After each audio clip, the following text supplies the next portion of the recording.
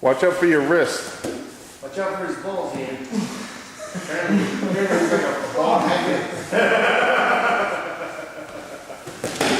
Stay off your back.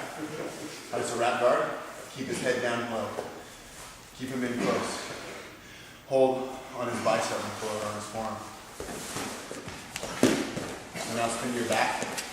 Just lay flat on your back. Here you go. There you go. So you're going to put that left arm and grab his over his head and grab his armpit. With your left arm and right arm. Yeah, just like that. Right arm into the elbow and then hip towards me.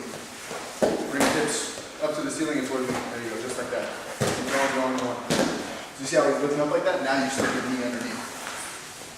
So you go, that's called a bridge. So you go bridge, and then if he lifts up with you, you try and slide your knee under. And you go back and forth alternating. It's hard to teach him so much.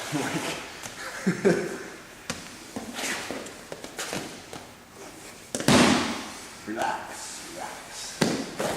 Oh, I've been to Italy. So bring that elbow there within there. So watch out for your four here. So put your head in under his arm. Tap.